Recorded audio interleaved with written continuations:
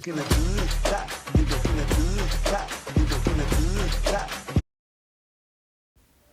అండి. ముందుగా మనం మిరపకాయ బజ్జీల్లోకి స్టఫింగ్ అయితే రెడీ చేసుకుందాం. ఏం లేదండి, ఓమలో నిమ్మకాయ రసం పిండుకొని బాగా కలుపుకొని మన మిరపకాయలు నీట్గా మధ్యలోకి కోసుకుని దాంట్లో అయితే మనం స్టఫ్ చేసుకోవాలి.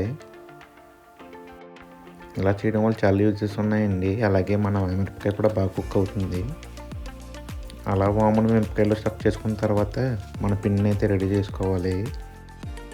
మేమైతే 10 బజ్జీలు వేసుకుంటున్నామండి, కాబట్టి 2 కప్స్ శనగపిండి అయితే తీసుకోవాలి.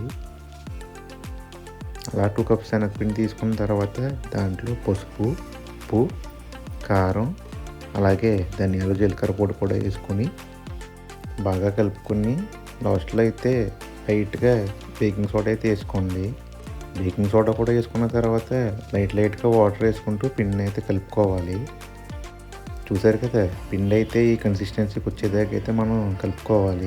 ఒక చిన్న టిప్ అండి, పిండి కలుపుకున్న తర్వాత పిండిని అయితే ఇలా గ్లాస్లో వేసుకోండి. దాన్ని యూజ్ అయిన తర్వాత చూద్దాం. ఇప్పుడైతే ప్యాన్లో ఆయిల్ వేసుకొని హీట్ చేసుకుంటూ ఉండండి. ఈలోపు హీట్ ఎక్కేలోపు మీరైతే మిరపకాయ బజ్జీలోకి స్టఫింగ్ అయితే రెడీ చేసుకోండి. అదేనండి, ఉల్లిపాయలు చిన్న ముక్కల కింద కోసుకొని ఉప్పు కారం వేసుకొని నిమ్మకాయ పిండి బాగా కలిపి స్టఫింగ్ రెడీగా పెట్టుకోండి. లోపు ఆయిల్ అయితే హీట్ ఎక్కువ ఉంటుంది. ఆయిల్లో అయితే వేరుశనగ గుళ్ళు వేసుకొని ఫ్రై చేసుకోండి ఫస్ట్ అయితే. ఇవి ఎందుకంటే ఇవి కూడా స్టఫింగ్లోకే. తర్వాత అయితే లైట్గా కొత్తిమీర కూడా కట్ చేసుకొని ఉంచుకోండి. తర్వాత అయితే ఇందాక స్టఫ్ చేసుకుని మిరపకాయలు తీసుకొని వేడెక్కిలో అయితే ఫ్రై చేసుకోవాలి.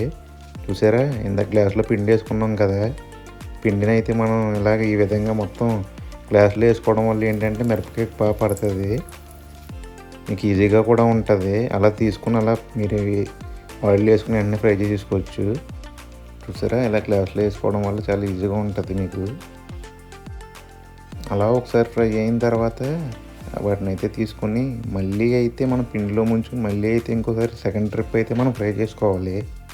దీనివల్ల ఏంటంటే మన బజ్జీలు అయితే కొంచెం పెద్దగా వస్తాయి.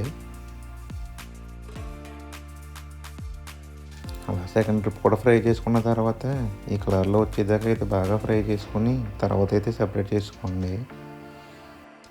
చూసారా, మన బజ్జీలు ఎంత బాగా వచ్చినాయో.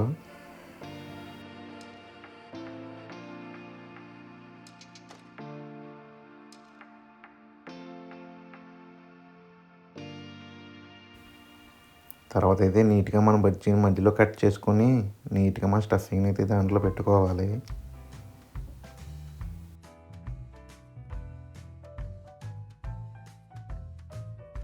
లాస్ట్లో పైన మనం వేరుశనగ గుళ్ళు పెట్టుకుంటే సెట్. అలా వేడి వేడి బజ్జీలతో అలా నిమ్మకాయ పిండుకొని తింటే సూపర్ అండి. ఇట్లు మన కోనసీమ.